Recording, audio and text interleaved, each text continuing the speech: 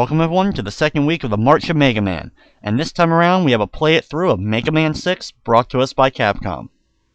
Now like always with the Mega Man games, I'd like to take a look at the box art first. Now this is the box art for Mega Man 6 in North America. As you can see, we clearly can see Mega Man. He's showcasing his new ability that you get in the game. Some of the robot masters, including Yamato Man, as well as Nightman, are in the background, and he's also showcasing Beat, the robot bird who we got in Mega Man 5. Now for the Japanese box art, we can see Mega Man as well as all the robot masters that are in this game, including a few of the other random enemies, also Beat the Bird and Flip Top, along with Rush. So here we go with Mega Man 6 on the Nintendo Entertainment System. Now we start off with our basic storyline for this game. A world robot tournament was held by a mysterious Mr. X, the supposed richest man in the world, as well as a genius engineer. He holds this tournament. 8 robots end up winning, and then he ends up revealing that he actually is controlling the robots to create a new robot army to take over the world. And of course, it's going to be up to Mega Man to go ahead and stop Mr. X from taking over the planet.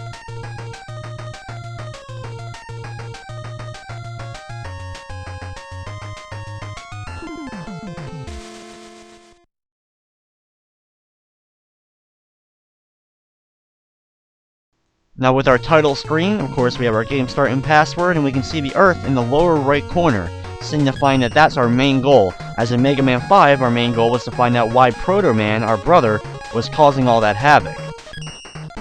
Now like all the Mega Man games, you have a choice of one of 8 robots to go ahead and start with. You can select them in any order you choose.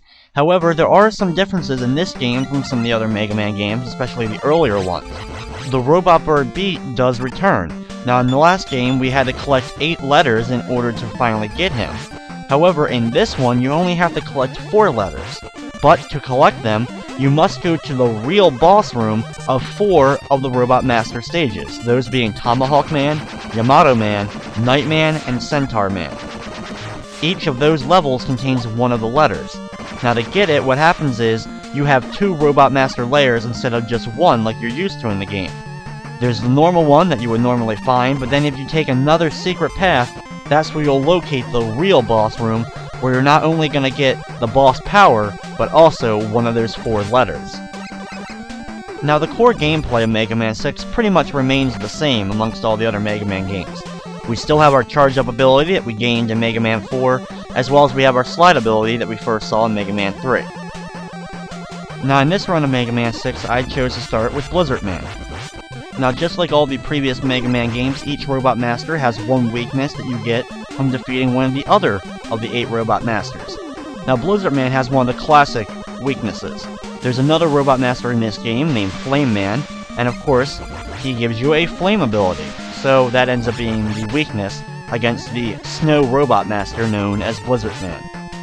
And even though some would say that Capcom was starting to run out of ideas when it came to creating new Robot Masters for the Mega Man series by this point, I think some of the most creative of the Robot Masters are in this game. Especially when you look at just the core design of each of the Robot Masters. Just for example, Blizzard Man, the boss of this stage, he could have been just a simple robot that threw snow at you. However, they changed it up a little bit by giving him some skis, as well as a wool cap, to go ahead and make him a little bit more interesting of a design. Now as I reach the end of his stage, as you can see, hitting these exploding bomb things that you have to jump on and then jump off before the timer goes off, or else you'll be on them when they explode and take damage, and usually that'll result in you falling into a pit. Now here is our first Robot Master boss of Mega Man 6, this is Blizzard Man, and they have a unique design when they come into each of the stages with the lightning flashing in the background. Now Blizzard Man, as far as strategy against him, he has a pretty easy pattern to recognize. His 2 main moves are his rolling move, which you can see coming when he turns into a ball and rolls straight at you, which you can usually jump over. His other more annoying ability is the snowflakes that he makes appear. He makes 4 snowflakes appear at random parts of the screen, and then they all start coming towards you. The snowflakes are easily the most annoying part about this battle, however, he doesn't do them as often as you would expect, and they don't do a whole lot of damage when they hit you. So it's really more concerned with dodging that roll, make sure you don't get hit by it, charging up a shot when he does, and then releasing it on him once he turns back into his normal form. After our battle with Blizzard Man, of course we're going to gain his ability, and we're going to move on to our next Robot Master.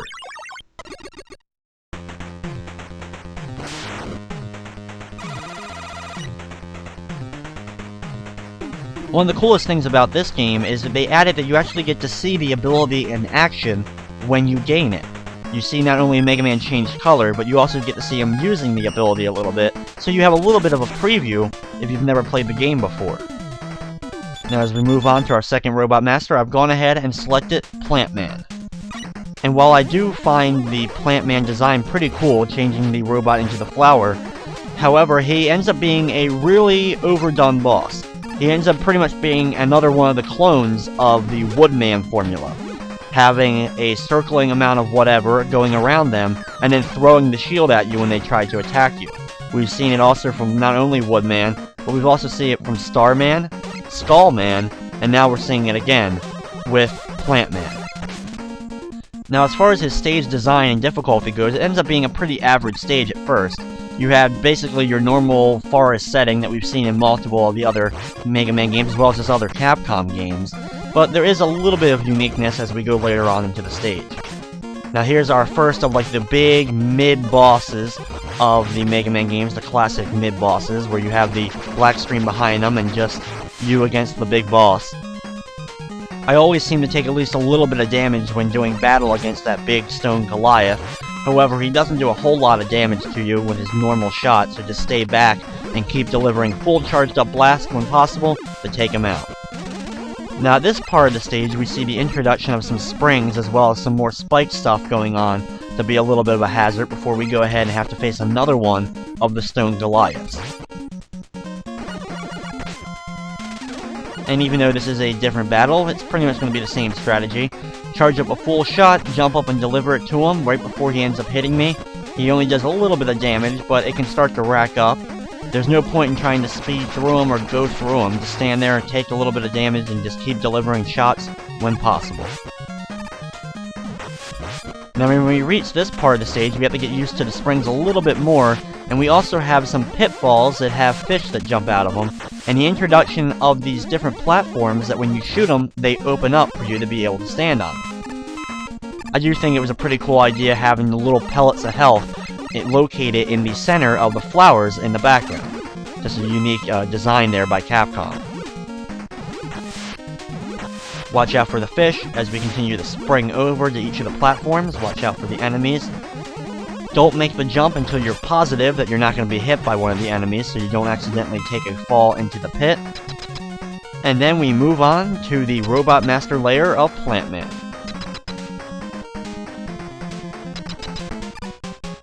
Plant Man comes in with some lightning flashes in the background, and you'll quickly see that he's very similar to Woodman. He has some flowers that surround him. He goes ahead and jumps over you and then fires that whole ring of flowers at you so you can easily jump over them.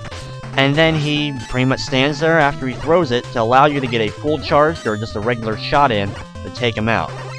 Now Blizzard Man's ability that we just gained in the previous stage is actually what's most effective against Plant Man. However, he still ends up being a pretty simple boss, especially considering we've seen pretty much this boss battle before. In my opinion, Woodman is still probably the most difficult of this type of boss. Once we've taken him out, we're going to be able to gain his plant ability, but we also are going to be getting our first of the Rush adapters in this game, that being the Rush Jet adapter.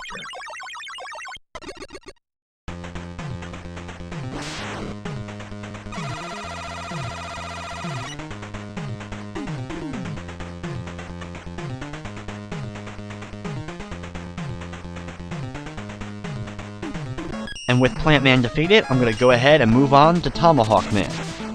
Now I just wanted to make a quick note, I really like this whole little new intro screen they did for Mega Man 6, where you can see not only Tomahawk Man, but some of his stats above him, as well as his nickname, and the name of the level that you're doing battle with him in. Now Tomahawk Man stage is the first of the beat letter Robot Master stages that I've done so far in this run of the game. Now the path in order to find the real lair of Tomahawk Man ends up being pretty easy. You have a choice of two paths, and we're just going to have to go ahead and take the bottom of the two paths in order to find the real lair, in order to face Tomahawk Man, get his ability, and get the first of the beat letters. Now here we have one of the other of the mini bosses in the stages. We have to deal with a Matul dispensing machine. Now overall not very tough of a boss, considering you can just charge up a shot easily and hit